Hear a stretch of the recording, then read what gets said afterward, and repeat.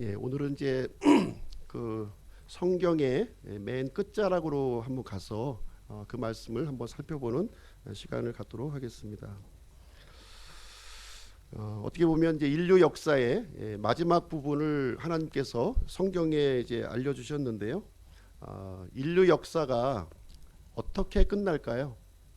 예, 인류 역사의 이 마지막이 과연 어떻게 끝날 것인가? 해피엔딩입니까? 아니면 새드 엔딩입니까?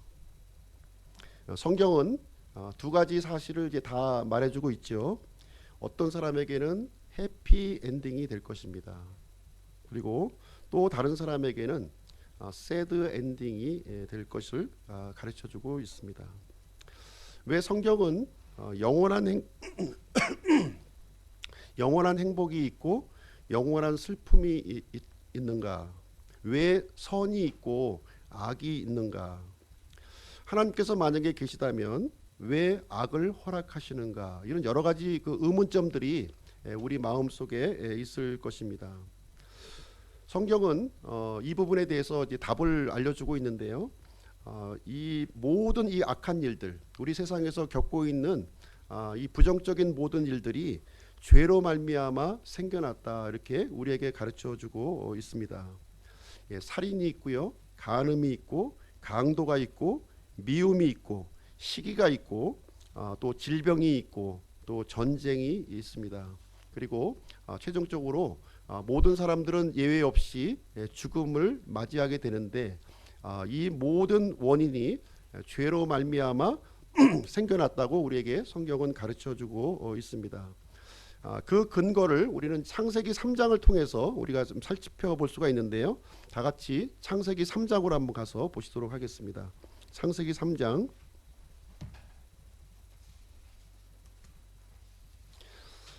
17절부터 19절 말씀입니다.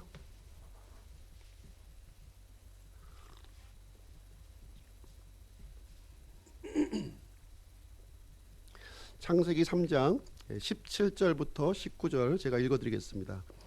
아담에게 이르시되 내가 내 아내의 음성에 귀를 기울이고 내가 내게 명령하여 이르기를 너는 그것에서 나는 것은 먹지 말라 하고 말한 그 나무에서 나는 것을 먹었은즉 땅은 너로 인하여 저주를 받았고 너는 평생토록 고통 중에 땅의 소산을 먹으리라.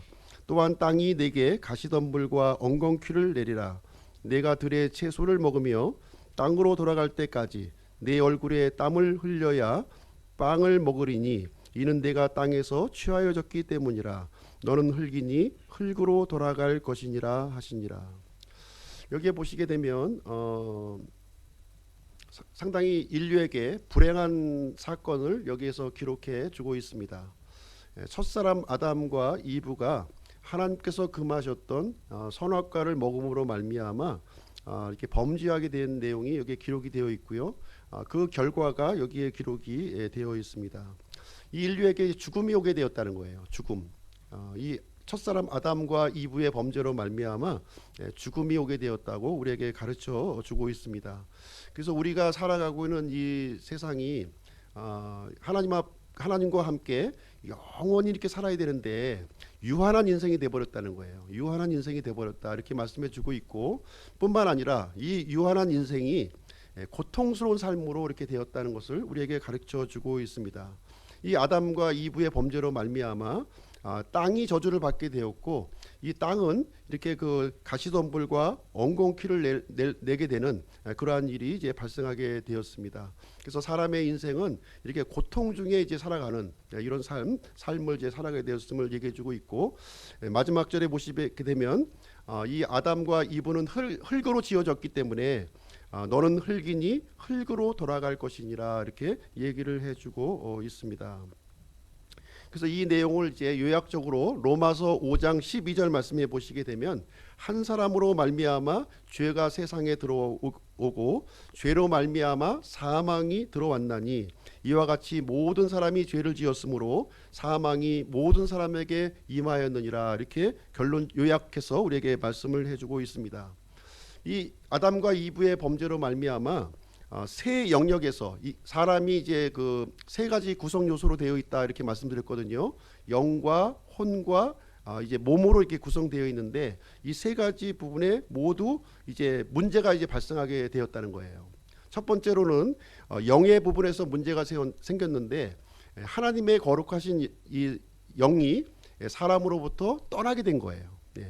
처음에는 사람의 영과 하나님의 영이 이렇게 결합되어 있었는데 사람이 범죄함으로 말미암아 이 하나님의 거룩한 영이 떠나게 되었다 이렇게 얘기를 해주고 있습니다.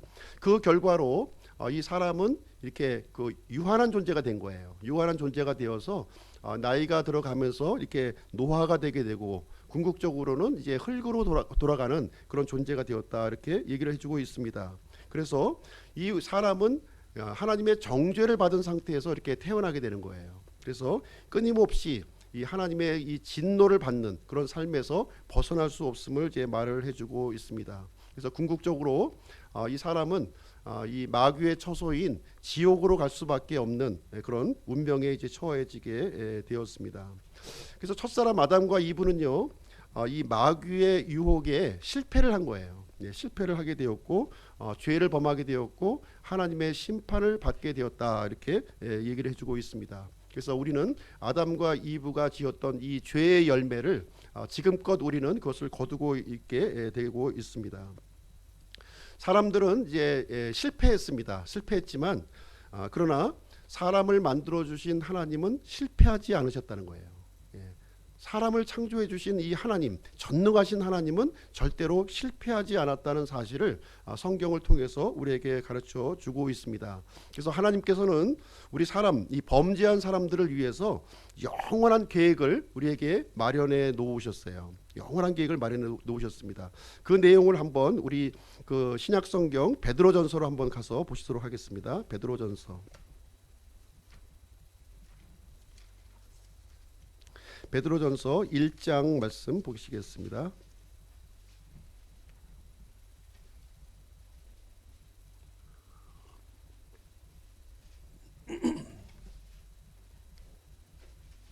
베드로전서 1장 9절부터 12절 말씀입니다.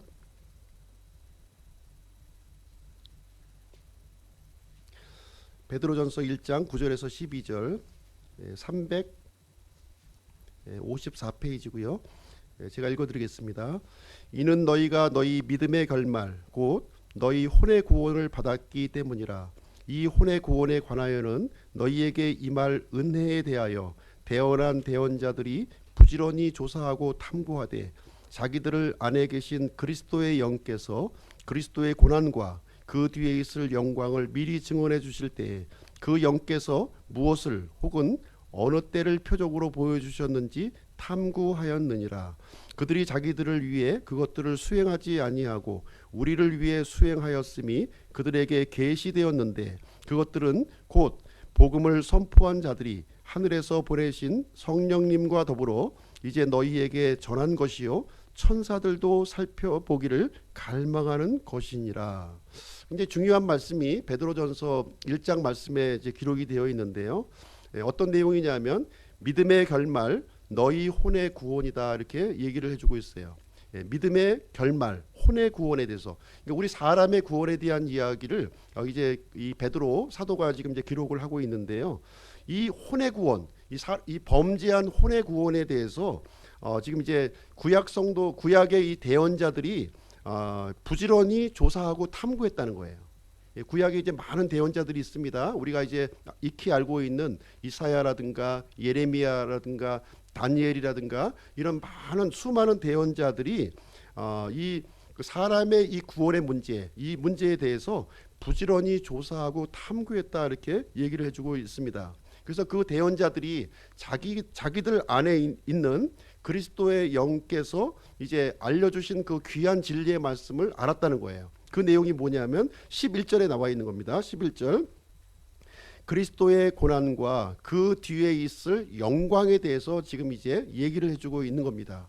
아직 오시지 않았죠. 메시아가 아직 오시지 않은 상태인데 구약의 대언자들은 앞으로 오실 이 메시아의 고난과 그 뒤에 있을 영광을 미리 이렇게 앞서서 증언을 해주셨다 이렇게 얘기를 해주고 있습니다. 이 일이 무엇을 가리키는 것이며 이 어느 때를 가리키는 표적인 것인가 하는 것을 우리에게 알려주고 있는 거예요. 근데 이 메시아의 고난과 그 뒤에 있을 영광이 자기들을 위해서 수행된 것이 아니라 앞으로 미래에 살고 있는 우리들을 위해서 지금 이것을 수행했다, 이제 여기에서 기록을 해주고 있습니다. 그래서 그리스도의 고난과 그 뒤에 있을 영광이 뭐냐, 바로 이것이 복음이라는 거예요. 복음. 그래서 사도들과 그 제자들이 선포했던 이 복음이 바로 메시아의 죽음과 그 뒤에 있을 영광에 대해서 이렇게 선포를 했다, 이렇게 얘기하고 있습니다. 그래서 이 인간의 구원에 대해서는 이 천사들도 살펴보기를 갈망했던 것이었다는 거예요. 천사들도 알지 못했고요. 이 그 사람의 이 구원 문제, 이 문제에 대해서 이 죄를 지으면 반드시 심판을 받아야 되는 거예요. 이 하나님의 그 영적인 법칙에 의하면은 죄를 지은 사람은 누구든지 예외 없이 이 심판을 받아야 되는 거예요. 그리고 이 범죄한 인간은요, 영원한 멸망으로 가야만 하는 겁니다. 이것이 하나님의 변치 않는 법이라는 거예요. 그런데 그럼에도 불구하고 하나님께서는 이 죽을 수밖에 없는 이 사람들을 위해서 엄청난 반전을 지금 이제 일으키신다는 거예요. 엄청난 반전. 무엇을 통해서 엄청난 반전을 일으키느냐? 그리스도의 고난과 그 뒤에 있을 영광을 통해서 엄청난 반전을 이렇게 일으킨다 하는 내용이 이 성경에 기록이 되어 있습니다. 그래서 예수 그리스도의 고난은 무엇을 얘기하냐면 십자가의 죽으심을 얘기하고 있는 거예요. 그리고 그 뒤에 있을 영광은 뭐예요? 그 뒤에 있을 영광, 예수 그리스도께서 부활하시고 승천하셔서 우리 믿는 자들에게 이렇게 예배해 주시고 약속해 주실 그 일들을 우리에게 얘기해 주고 있는 것입니다. 그래서 우리 모든 사람들은, 범죄한 혼들은 다 죽을 수밖에 없었는데 예수 그리스도의 십자가의 공로로 말미암아 우리가 이제 하나님의 자녀가 되는 놀라운 일이 이제 일어나게 되었다는 거예요. 그리고 그뿐만 아니라 예수 그리스도와 함께 공동 상속자가 된 거예요. 공동 상속자. 그래서 하나님께서 누리시는 모든 그 영광스러운 것들을 이제 누리게 되는 그런 복된 존재가 되었다, 이렇게 얘기를 해주고 있습니다. 그래서 우리 구원받은 성도들은 앞으로 어떤 일을 하게 되느냐?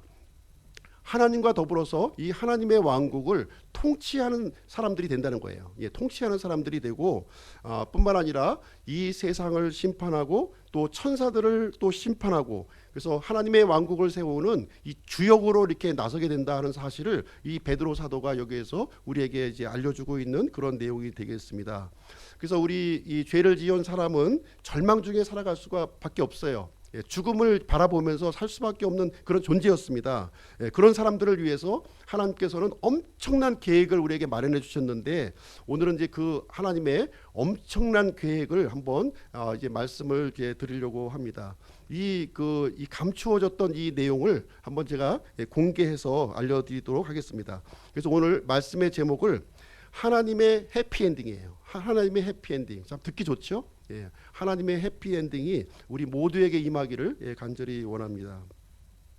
그래서 하나님께서는 이 범죄한 인류를 위해서 어떻게 해피엔딩으로 이끄시는가 하는 것을 창세기부터 시작해서 요한계시록에 이르기까지 전반적인 내용을 이 짧은 시간 동안에 말씀을 드리도록 이렇게 하겠습니다. 먼저 우리 구약성경 잠언 8장으로 한번 가서 보시도록 하겠습니다.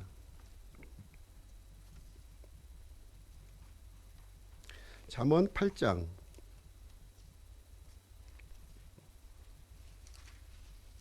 8장 12절입니다.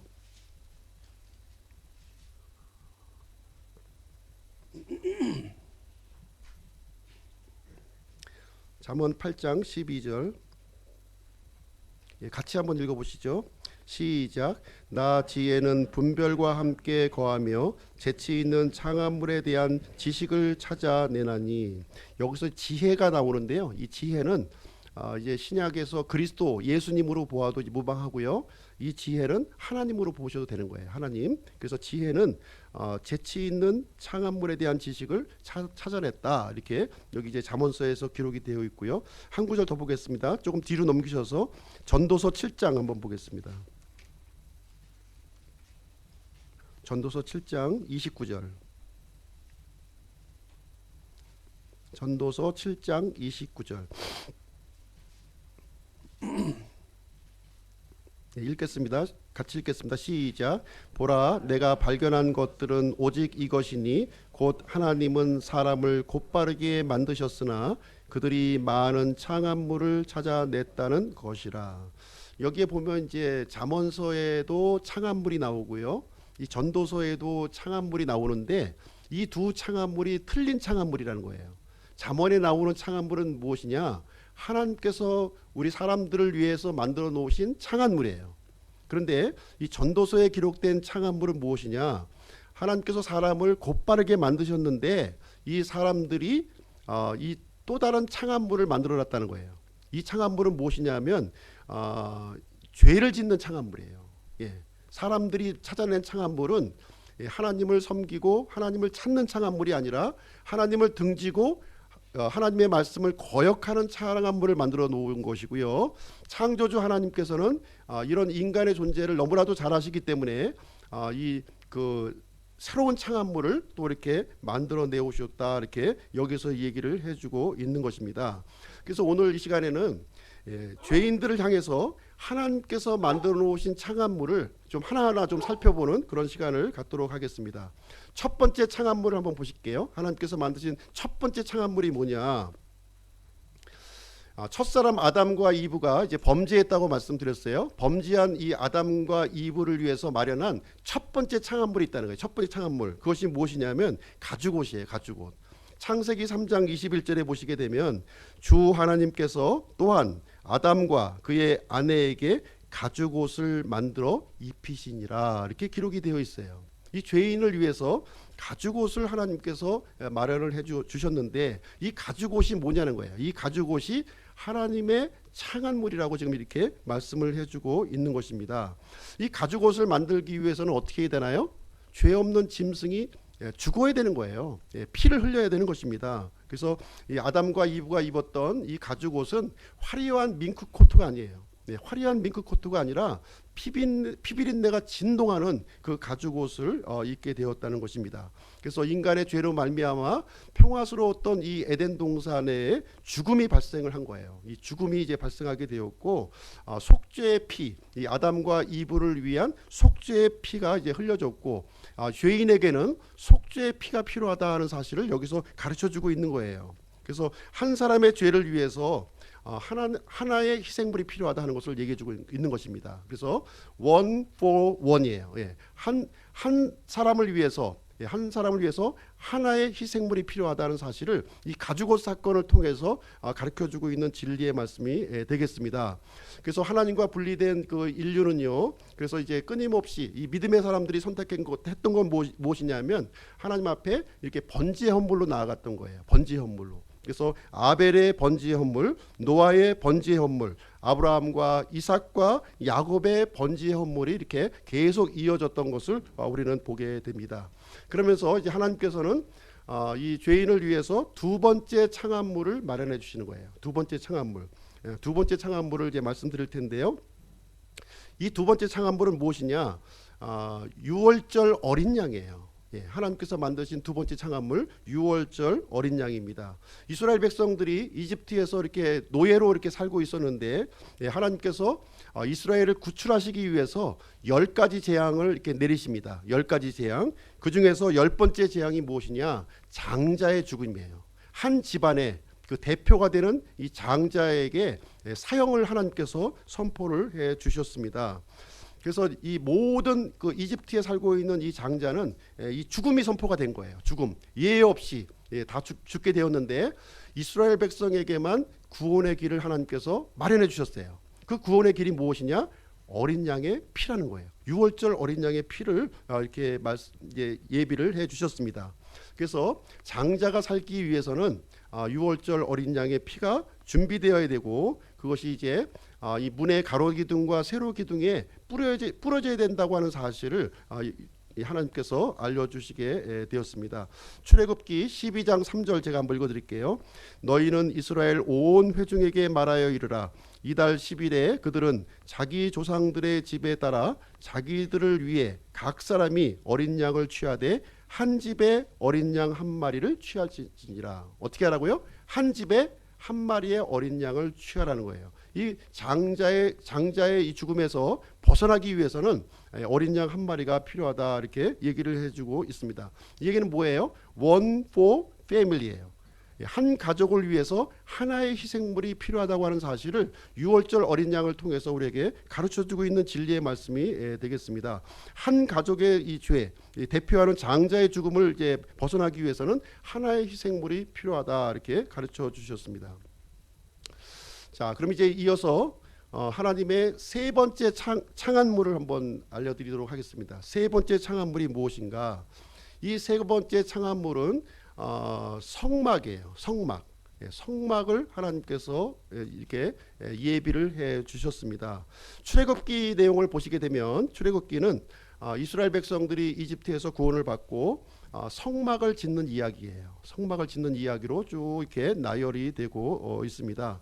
하나님께서 이 이집트에서 탈출한 이 구원받은 이스라엘 백성들을 위해서 한 가지 명령을 내려주셨는데 그것은 무엇이냐면 성막을 제작하라는 거예요. 성막을 제작하라고 이렇게 말씀을 해 주셨습니다. 이 성막은 어떤 장소냐? 이 거룩하신 하나님이 거주하시는 장소라는 거예요. 예. 그래서 성막에 거룩할 성 이렇게 그 장막 장자해서 하나님이 거주하는 그 장소를 이 땅에 만들도록 이렇게 말씀을 해 주셨습니다. 하늘 높이 계신 이 거룩하신 하나님이 시내산 위에 내려오셨어요. 그리고 시내산 위에 임재하셨던 그 하나님이 영광스러운 하나님이 성막 안에까지 이스라엘의 그 진영 한 가운데 임하시는 놀라운 일이 이제 기록이 되어 있는데 바로 그 일이 성막을 통해서 진행이 된다는 거예요. 그 성막이 세 번째 창안물이 되겠습니다. 그래서 하나님께서는 이스라엘 백성들을 위해서 성막을 만들라, 나를 위해서 성막을 만들라 이렇게 얘기를 해주고 있습니다. 그 성막에서 이스라엘 백성들을 만나고 이스라엘 백성들과 대화할 것을 이렇게 하나님께서는 약속을 해 주셨습니다. 하나님은 이스라엘 백성들을 만나길 원하셨는데요. 근데 하나님과 이스라엘 백성 사이에는 이제 넘지 못할 장애물이 있었던 거예요. 그 장애물이 뭐냐면 바로 죄입니다. 그래서 성막에서 이스라엘의 죄 문제를 해결하기 위해서 이 여러 가지 일들이 진행이 되는 것입니다. 특별히 레위기 16장에 보시게 되면 이 대속죄일이라고 하는 이제 절기가 이제 거기에 기록이 되어 있어요. 대속죄일 1년에 한 번 드리게 되고요. 이스라엘의 대제사장은 1년에 한 차례 지성소 안으로 이렇게 들어가게 됩니다. 지성소. 성막을 보시게 되면 이제 그 맨 가장자리에 이제 울타리가 쳐져 있고요. 이 가운데에 이제 성막이 있는 거예요. 성막을 보시게 되면 작은 방과 큰 방이 있습니다. 네, 큰 방을 성소라 하고 또 작은 방을 지성소라고 우리가 부르는 거예요. 성소와 지성소 사이에는 아주 두꺼운 휘장으로 이제 가로막혀 있었던 겁니다. 그래서 이 대제사장은 하나님께서 임재하시는 장소 지성소에 이제 들어가게 되는데 단 한 번 들어가는 거예요. 1년에 단 한 번 들어갑니다. 왜 들어가냐고요? 들어가는 이유는 민족들의 죄를 이렇게 대신하기 위해서 들어간다는 거예요. 그것 한 사람의 개인의 죄가 아니라 이스라엘 민족 전체의 죄를 위해서 대제사장이 지성소 안으로 한 번 들어가는 일이 거기에 기록이 되어 있습니다. 이때에는요 하나님께 드려지는 희생물이 있는데 두 마리의 염소가 드려지는 거예요. 두 마리 염소. 한 마리는 저 광야로 이렇게 버려지게 되고 또 한 마리는 이제 지성소 안에 있는 그 긍휼의 자리에 하나님의 피가 이제 뿌려지게 되는 일이 거기에 기록이 되어 있습니다. 이것은 이스라엘 민족을 위한 이스라엘 민족의 죄를 위한 희생물이었다는 거예요. 이것은 무엇이냐면 one for nation이에요. 민족을 위한 하나의 희생물을 지금 이제 여기에서 알려주고 있는 내용이 되겠습니다. 한 민족을 이렇게 대체할 수 있는 이 하나의 희생물을 하나님께서는 이렇게 새로운 창안물로 이스라엘 백성들에게 계시를 해 주셨습니다. 이스라엘 백성들은 이렇게 그 희생물을 드렸는데요. 이 짐승의 희생물이 완전하지가 않았다는 거죠. 그렇죠? 완전하지가 않은 거예요. 그래서 이스라엘 백성들은 매년 반복해야 했던 거예요. 1년으로 끝난 것이 아니라 매년 반복해서 언제까지요? 영원한 희생물이 올 때까지. 하나님께서 예비해 주신 영원한 이 짐승과 같이 이렇게 불완전한 희생물이 아니라 완전한 희생물이 올 때까지 이스라엘 백성들은 매년 이 대속죄일이 되면 짐승을 잡아서 희생헌물로 드리게 되었다고 하는 사실입니다. 그래서 이어서 이제 네 번째 창안물을 한번 이제 소개를 해드리도록 하겠습니다. 이 네 번째 창안물은 무엇이냐? 완전한 희생물이요, 하나님의 희생물이요, 영원한 희생물이라는 거예요. 예. 그 희생물이 드려지면 다시 희생물을 드릴 필요가 있습니까, 없습니까? 없어요. 예, 짐승의 힘물은 불완전하기 때문에 반복해서 드렸다는 거예요. 근데 완전한 희생물, 하나님의 희생물, 영원한 희생물이 오게 되면 더 이상 희생물을 드릴 필요가 없다는 거예요. 한 번으로 딱 끝나는 그 일을 하나님께서 계획해 주셨는데 그것이 바로 네 번째 창안물이라는 겁니다. 그 네 번째 창안물을 소개를 해드리도록 하겠습니다. 그 네 번째 창안물은 다름이 아닌 예수 그리스도십니다. 예수 그리스도께서 하나님의 희생물이요, 완전한 희생물이요, 영원한 희생물로 이 땅에 오셨다는 거예요. 보이지 않는 그 하나님께서 사람의 몸을 입고 이 땅에 오신 거예요. 그래서 침례자 요한이 예수님을 보고 뭐라고 그랬습니까? 예수님이 오시는 모습을 쭉 보면서 뭐라고 그랬어요? 세상 죄를 제거하시는 하나님의 어린 양을 보라는 거예요. 예. Take away, 예, 제거하시는. 개역 성경에 있는 것처럼 세상 죄를 지고 가는 것이 아니에요. 힘겹게. 예. 예. 이 땅에 오신 이 하나님의 어린 양은 세상 죄를 take away, 제거해버리는 그 하나님의 희생물로 이 땅에 오셨다, 이렇게 우리에게 말씀을 해주고 있는 것입니다. 그래서 요한복음 1장 14절에 보시면 이런 말씀이 기록되어 있어요. 말씀이 육신이 되어 우리 가운데 거하심에 우리가 그분의 영광을 보니 아버지의 독생하신 분의 영광이요 은혜와 진리가 충만하더라, 이렇게 기록이 되어 있습니다. 말씀이 곧 하나님이시잖아요. 하나님과 함께 계셨던 그 말씀, 보이지 않는 하나님이 사람의 몸을 입고 육신을 먹고 이 땅에 오셨는데 바로 그분이 예수 그리스도시라는 거예요. 그 예수 그리스도께서 우리 사람 가운데에 거하셨다는 거예요. 마치 하나님께서 성막에서 이스라엘 백성들 가운데 거하신 것처럼 예수 그리스도께서 사람의 몸을 입으시고 이 사람들과 함께 거하셨다는 거예요. 바로 예수님의 육체가 바로 성막이었던 겁니다. 성막, 성막으로서 이 자리에 임하시게 되었습니다. 그래서 거한다고 하는 이 표현이 무슨 얘기냐면 장막을 친다는 거예요. 장막을 친다. 예수님께서 이 땅에 오셔서 장막을 치고 이렇게 오셨다, 이렇게 말씀을 해주고 있습니다. 예수님이 오신 목적이 뭐냐? 이 사람의 이 죄의 문제를 완전하게 해결하기 위해서 이 땅에 오셨다고 하는 사실입니다. 마가복음 10장 45절 제가 한번 읽어드리겠습니다. 사람의 아들은 섬김을 받으러 오지 아니하고 도리어 섬기며 자기 생명을 많은 사람의 대속물로 주려고 왔느니라, 이렇게 기록하고 있습니다. 예수님은 이 땅에 오신 목적이 단 한 가지예요. 자기의 이 몸, 하나님은 죽을 수 없는 분이시죠. 그렇죠? 하나님은 죽지 않는 분이에요. 영원하신 하나님이신데 사람의 몸을 입었다고 하는 것은 죽을 수 있는 사람으로 오신 거예요. 영원하신 하나님이 죽을 수 있는 사람으로 오시게 되었다. 그 이유는 무엇이냐? 영원한 희생헌물이 되기 위해서 사람의 몸을 입으셨다고 하는 사실을 우리에게 알려주고 있는 내용이 이제 되겠습니다. 그래서 모든 인류를 위한 하나의 희생물이 필요한 거죠. 그렇죠? 예, 하나의 희생물이 필요한 거예요. One for mankind. 온 인류를 위한 이 하나의 희생물이 필요한데 예수 그리스도께서 이 완전한 사람이요 완전한 하나님으로 오셨기 때문에 그 일이 가능해졌다는 거예요. 그 일이 가능해졌고 예수님은 십자가 위에서 단번에 영원히 완전한 희생헌물이 되어 주셔서 이 인간의 이 죄의 문제를 완벽하게 지금 해결해 주시는 희생물이 되셨다고 하는 사실을 우리에게 가르쳐주고 있습니다. 그러면 이제 이어서 하나님께서 예배해 놓으신 다섯 번째 창안물 한번 말씀드릴게요. 다섯 번째 창안물. 다섯 번째 창안물은 무엇이냐? 갈보리 십자가입니다. 갈보리 십자가예요. 갈보리 십자가를 하나님께서 예비를 해 주셨습니다. 이 갈보리 십자가는 영어로 뭐죠? 크로스입니다. 크로스는 뭐예요? 이렇게 겹치는 거잖아요. 이렇게요. 겹치는 겁니다. 뭐가 겹칩니까? 이 십자가에서 죄와 의가 겹치는 거예요. 죄와 의가 겹치고 공의와 은혜가 겹치고 죽음과 생명이 겹치고 하늘과 땅이 겹치고 동과 서가 겹치는 그 장소가 바로 갈보리 십자가였던 거예요. 그래서 예수님께서 그 십자가 위에서 자신이 이 죄와 저주를 이렇게 받으심으로 말미암아 영원히 죽을 수밖에 없는 이 사람을 위해서 이 영원한 생명과 영원한 의를 이렇게 제공해 주셨다고 하는 사실을 말씀해 주고 있습니다. 십자가는 이 가로대와 세로대로 이렇게 기록이 이제 구성이 되어 있죠. 예, 이스라엘 백성들이 유월절 그 어린 양의 피를 뿌릴 때 어디에 뿌렸습니까?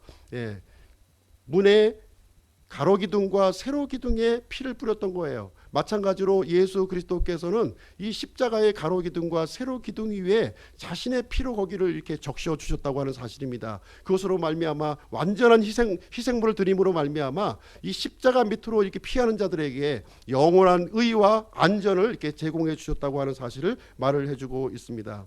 그래서 이 동쪽이라고 하는 거는요, 동쪽은 죄를 짓는 장소예요. 죄를 짓는 장소입니다. 서쪽은 거룩한 장소예요. 그리고 위쪽은 하늘을 얘기하고 있는 것이고요, 밑에는 땅을 얘기하고 있는 거예요. 그래서 하나님께서는 이 죄와 거룩을 이렇게 만나게 해주셨고, 하나님과 이 사람을 서로 십자가 위에서 만나게 해주셨다고 하는 사실을 여기서 말씀해 주고 있습니다. 그래서 죄가 없으신 예수님께서 나를 위해서 쇳덩어리가 되어주신 거예요. 쇳덩어리가 되어주셔서 이제 피를 흘리고 죽으심으로 말미암아 우리의 죄 문제를, 각각의 죄를 이제 해결해 주시게 되었습니다. 고린도후서 5장 21절 제가 한번 읽어드리겠습니다. 하나님께서 죄를 알지 못한 그분을 우리를 위하여 죄가 되게 하신 것은 우리가 그분 안에서 하나님의 의가 되게 하려 하심이라, 이렇게 기록을 해주고 있습니다. 예수님께서 우리를 위해서 죄가 되어 주심으로 말미암아 이제 우리가 예수 그리스도 안에 들어가게 되면은 이제 하나님의 의를 우리에게 주신다고 이렇게 말씀을 해주고 있습니다. 그래서 이제 이 십자가에 이렇게 숨는 사람들, 이 십자가에 숨는 사람들은 영원히 안전한 거예요. 영원히 안전한 겁니다. 이 하나님의 창안물을 내가 받아들일 거냐 안 받아들일 거냐 하는 것은 전적으로 이제 우리의 책임이라는 거예요. 하나님 편에서는 완벽하게 이렇게 그 죄를 해결받을 수 있는 완벽한 길을 우리에게 마련을 해 주시게 된 것입니다. 그래서 이 십자가, 갈보리 십자가는요, 하나님의 위대한 사랑을 우리에게 보여주시는 겁니다. 위대한 사랑을 보여주시는 거예요. 하나님의 가장 큰 사랑을 십자가를 통해서 우리에게 마련을 해 주셨는데요, 우리 성경 말씀 한 구절 찾아보도록 하겠습니다. 요한일서 4장으로 한번 가서 보실게요. 요한일서 4장.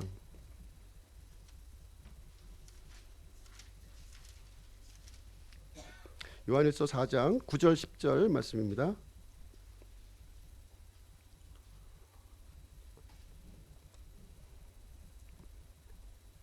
같이 한번 읽어보겠습니다. 시작. 하나님께서 자신의 독생자를 세상에 보내사 우리가 그분을 통해 살게 하셨은즉 이것 안에서 하나님의 사랑이 우리를 향해 나타났느니라. 우리가 하나님을 사랑하지 아니하였으나 그분께서 우리를 사랑하시고 자신의 아들을 보내사 우리의 죄들로 인한 화해 헌물로 삼으셨나니 여기에 사랑이 있느니라. 그래서 이 구약은요, 영화로 얘기하면은 이게 영상이에요. 영상을 통해서 우리에게 사건을 알려주고 있고요. 이 신약 성경은 자막입니다. 자막 아시죠? 자막이 이렇게 보여지고 있는 이 영상을 이렇게 단문으로 우리에게 핵심적인 진리를 우리에게 알려주시고 있는 거예요. 그래서 하나님께서는 구약 성경을 통해서 이 그림자로서 앞에 일어날 그 예표로서 하나님의 창안물을 계속 이렇게 보여주고 신약에 와서 구체적인 실체를 우리에게 탁 하고 우리에게 나타내 보여주신 거예요. 그래서 그것을 통해서 하나님의 사랑을 우리에게 나타내 주셨고 그 하나님의 창안물을 받아들일 것을 우리에게 얘기해 주고 있습니다. 우리 모든 사람들은요, 하나님을 등졌던 사람들이에요. 하나님을 등졌던 사람들입니다. 하나님과 대적했던 사람들이에요. 하나님의 자리에, 내가 그 자리에 들어가서 내가 주인 노릇하고 내가 왕 노릇했던 그런 사람들이었습니다. 그럼에도 불구하고 하나님께서는 이제 우리를 위해서 십자가에서 죽으심으로 말미암아 하나님의 사랑을 우리에게 당당하게 이렇게 제시해 주셨다, 이렇게 우리에게 말씀을 해주고 있는 것입니다. 그래서 이사야서 53장 6절에는 이렇게 기록하고 있습니다. 우리는 다 양 같아서 길을 잃고 각각 자기 길로 갔거늘 주께서는 우리 모두의 불법을 그에게 담당시키셨도다. 이렇게 말씀을 해주고 있습니다. 그래서 이제 이 아담이 이렇게 그 잠들었을 때 하나님께서 아담의 그 갈비뼈를 이용해서 이불을 만들어 주셨어요.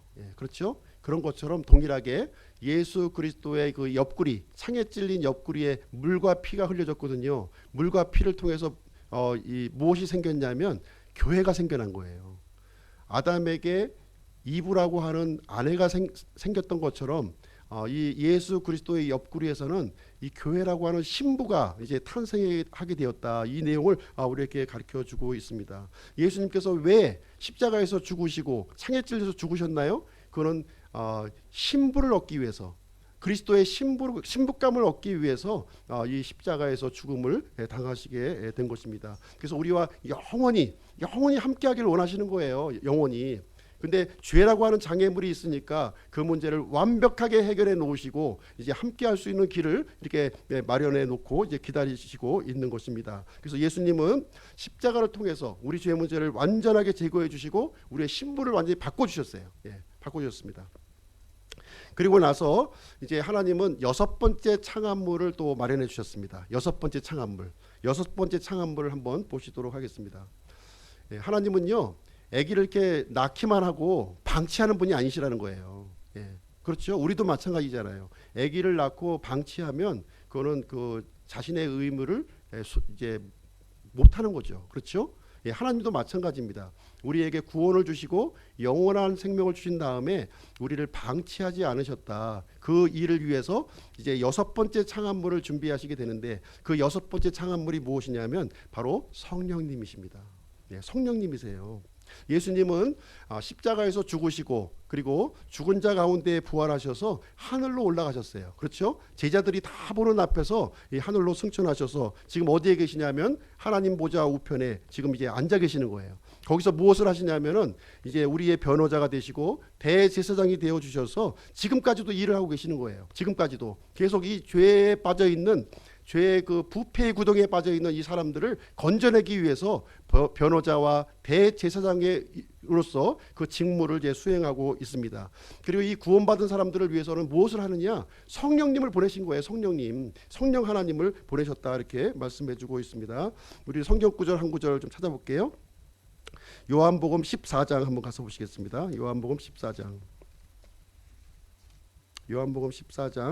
16절부터 18절 말씀입니다.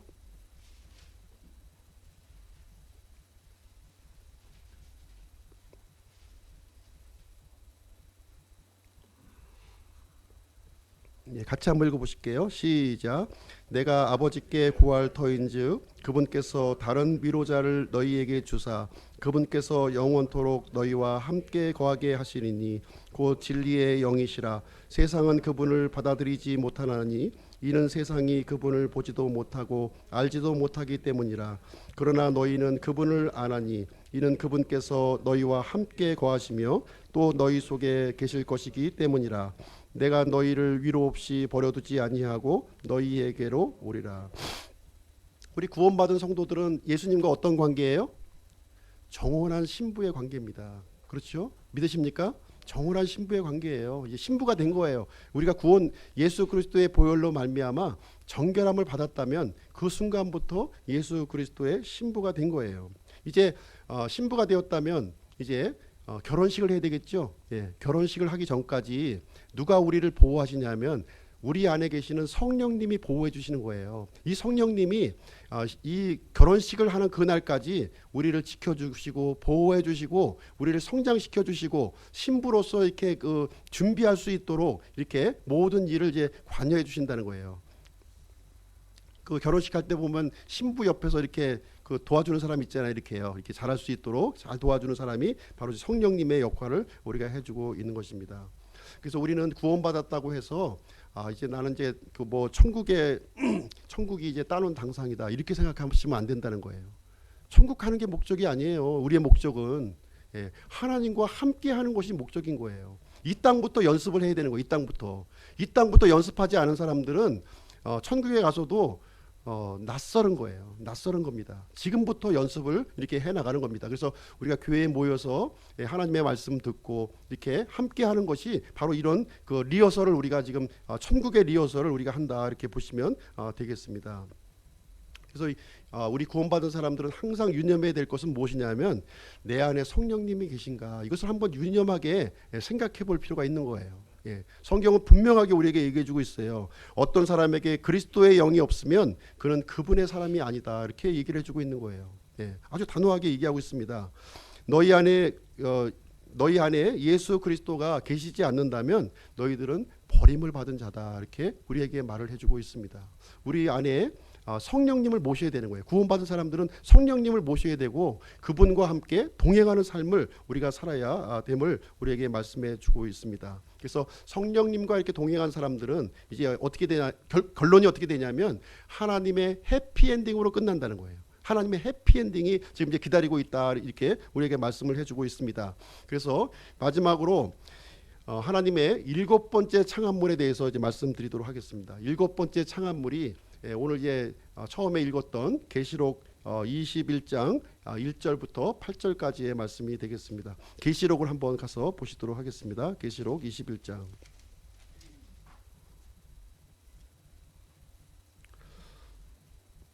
하나님께서 만드신 7번째 창안물이 뭐냐?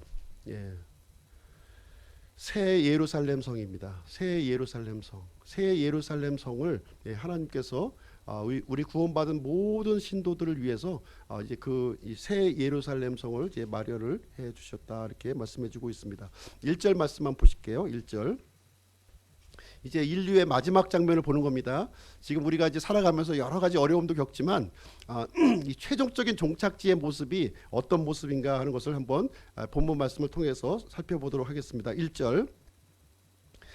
내가 새 하늘과 새 땅을 보았으니 이는 처음 하늘과 처음 땅이 사라졌고 바다도 다시는 있지 아니하였기 때문이라 이렇게 기록이 되어 있습니다. 여기에 보니까 새 하늘과 새 땅이 있다는 거예요. 새 하늘과 새 땅. 그러면 이제 옛 하늘과 옛 땅이 있다는 거죠. 그렇죠. 옛 하늘과 옛 땅은 어떤 모습이었습니까?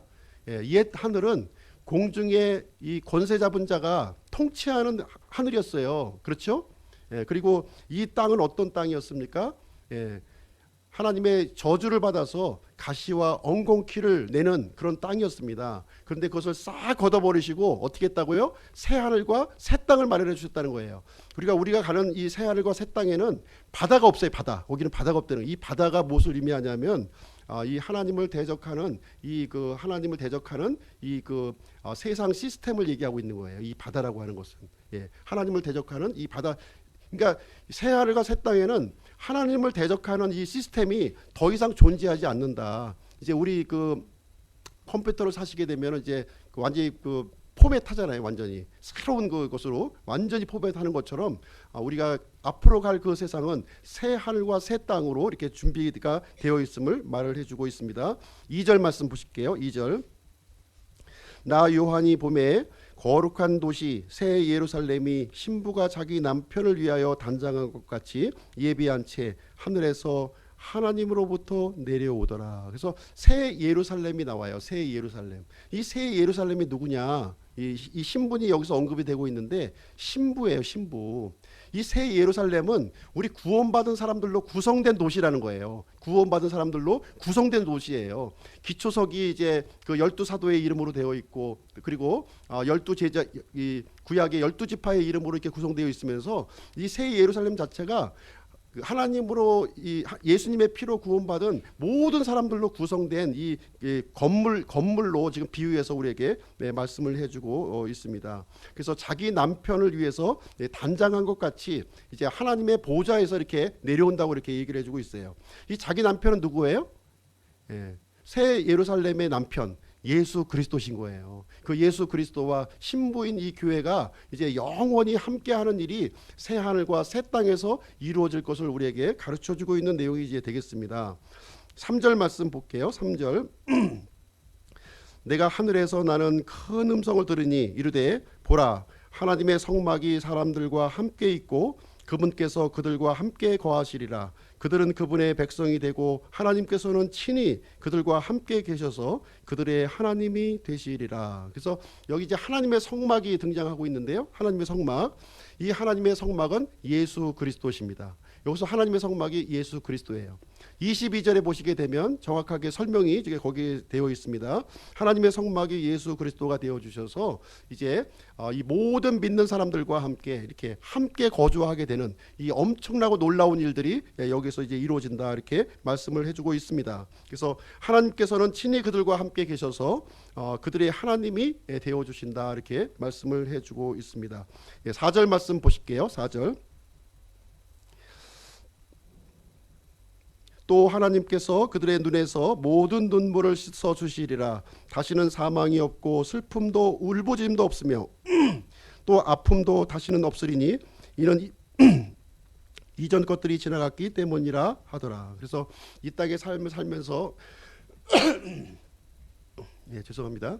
이 땅의 삶을 살면서 참 이 슬픔도 많이 겪고 어려움도 많이 겪고 교통도 많이 겪는 것이 이 인생의 삶이었어요. 그런데 나중에 새 하늘과 새 땅에 갈 때에는 그런 것이 싹 없어진다는 거예요. 더 이상 고통도 없고 슬픔도 없고 아픔도 없고 이게 질병 때문에 고생하는 일도 없고 이게 모든 것이 완벽한 치유 속에서 살아가는 행복한 그 왕국을 우리에게 소개를 해주고 있는 것입니다. 그래서 5절 말씀에 보시면 왕자에 앉으신 분께서 이르시되 보라 내가 모든 것을 새롭게 하노라 하시고 또 내게 이르시되 이 말들은 참되고 신실하니 기록하라 하시며. 그래서 모든 것을 이제 모든 것을 새롭게 해주신다고 이렇게 말씀을 해주고 있습니다. 더 이상 낡은 것은 없어요. 낡은 게 없습니다. 항상 새로운 것만 존재하는 곳, 그것이 바로 새 하늘과 새 땅, 우리 믿는 자들이 가야 할 처소임을 우리에게 말씀해주고 있습니다. 6절 말씀 보실게요. 6절.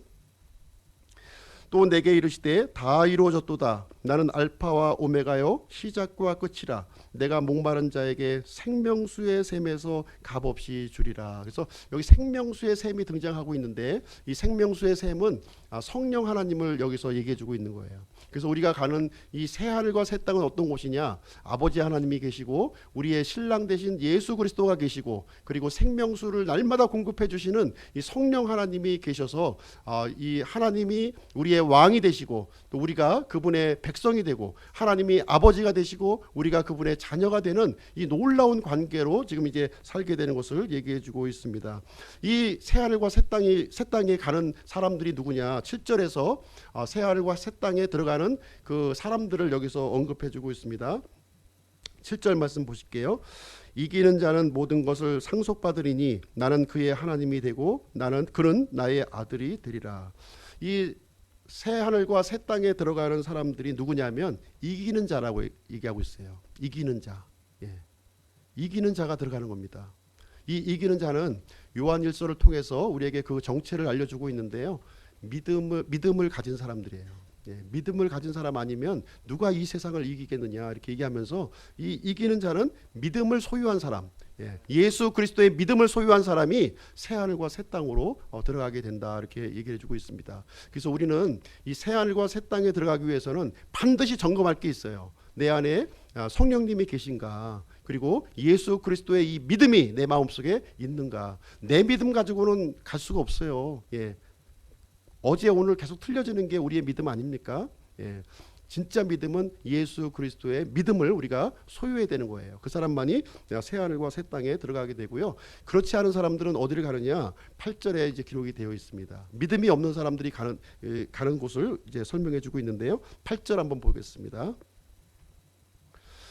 그러나 두려워하는 자들과 믿지 않는 자들과 가증한 자들과 살인자들과 음행을 일삼는 자들과 마법사들과 우상 숭배자들과 모든 거짓말쟁이들은 불과 유황으로 타는 호수에서 자기 몫을 받으리니 이것은 둘째 사망이니라.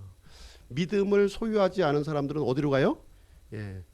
여기 보니까 불과 유황으로 타는 호수, 불호수에 들어간다고 지금 얘기해 주고 있는 거예요. 굉장히 중요한 겁니다. 지금 우리가 살아가면서 이 믿음을 소유한다는 거, 성령님을 소유한다는 거, 하나님의 창한문을 통해서 죄사함을 받는다고 하는 것은 엄청난 축복인 거예요. 엄청난 축복. 영원한 멸망에서 우리를 구출해주는 엄청난 하나님의 축복을 우리가 받게 된다고 하는 사실을 마련해주고 있습니다. 이 불호수는 사람들을 위해서 만든 곳이 아닙니다. 마귀와 그 천사들을 위해서 예비된 거예요. 사람이 가야 할 장소가 아니에요. 그러나 하나님을 거부하고 하나님을 끝까지 대적하게 되면, 하나님의 창한문을 받기를 내가 거절하게 된다면은 불과 유황으로 타는 이 호수에 들어갈 수밖에 없다고 하는 사실을 분명하게 얘기해주고 있는 거예요. 하나님과 이 떨어져 살고 있는 사람들은 죄를 지을 수밖에 없어요. 죄를 지을 수밖에 없습니다. 지금 8가지 죄의 항목이 쭉 나열되고 있는데, 이런 죄를 지을 수밖에 없는 것이 우리 사람의 운명이라는 거예요. 이 운명을 바뀌기 위해서는 어떻게 되느냐? 하나님의 창한문을 받아들여야 된다는 거예요. 그게 너무 중요하다는 사실을 우리에게 알려주고 있는 것입니다. 그래서 우리는 이 땅의 삶을 살면서 구원받는 것이 너무 중요하고요. 그 다음에 예수 그리스도의 신부로 우리가 준비가 돼야 되는 겁니다. 신부로 준비가 돼야 돼요. 그래서 이 땅의 삶으로 끝나는 것이 아니라는 거예요. 절대로. 죽음 후에, 죽음이라고 하는 것은 하나의 이 통과하는 관문에 불과한 것이고, 영원한 세상이 우리를 위해서 준비하고 예비되어 있다는 겁니다. 그래서 우리는 영원한 삶을 준비하는 삶을 이 땅에서 살아야 된다, 이렇게 얘기를 해주고 있는 것입니다. 그래서 이 땅에 있는 일을 가지고 이렇게 뭐 너무 이렇게 걱정하고 이렇게 전전긍긍할 필요가 없는 거예요. 먹고 사는 것으로 만족하면 되는 겁니다. 욕심 피우면서 살 필요가 없다는 거예요. 그래서 중요한 것은 하나님을 이렇게 섬기고 이렇게 따르고 사는 삶이 가장 소중하고 가치 있는 삶이다, 이렇게 것을 우리에게 얘기를 해주고 있는 것입니다. 그래서 우리는 이 마귀, 우리 그 사람들을 죄를 짓게 하고 영원한 멸망으로 보내게 한 그 존재가 누굽니까? 마귀예요. 사람이 물론 연약해서 죄는 지었지만 근본적으로 죄를 짓게 한 존재가 누구냐? 마귀라는 걸 알아야 돼요. 마귀는 눈에 안 보입니다. 그래서 우리가 성경을 통해서 이 영적인 안목을 열어야 되는 거예요. 마귀가 존재하는구나. 이 마귀가 나를 이렇게 그 부정적인 생각을 집어넣고 나를 지옥으로 끌고 가는 존재구나 하는 사실을 우리가 알아야 된다는 거예요. 그래서 이 마귀의 포로가 되지 않고 하나님을 이렇게 열심히 붙들고 이렇게 따라가는 삶이 너무나도 지혜로운 삶이구나 하는 사실을 우리가 이 눈을 딱 떠야 되는 거예요. 이 눈을 뜨지 않으면 계속 방황하는 거예요. 이 영혼과 이 세상 가운데서 계속 이렇게 왔다리 갔다리 하면서 그냥 복잡하게 살아가는 겁니다. 우리 믿음 생활이라고 하는 것은 단순하게 사는 거예요. 하나님께서 제시해 주신 것을 넙죽 받아들이고 하나님 이렇게 그 믿음 생활하면서 열심히 이렇게 살아가는 것이 하나님은 원하고 있습니다. 그래서 이 시간 우리가 이런 마음의 결단이 우리 가운데 있기를 바랍니다. 그래서 우리가 2020년도 이렇게 처음을 시작하면서 이런 믿음의 결단이 우리가 필요하다는 거예요. 그래서 하나님께서는 우리 믿는 자들에게 이 영원한 해피엔딩을 이렇게 마련해 주셨습니다. 그래서 하나님의 해피엔딩을 맞이하시는 우리 기쁨 침례교회 성도님들이 되시기를 주님의 이름으로 축원드립니다. 기도하고 마치도록 하겠습니다.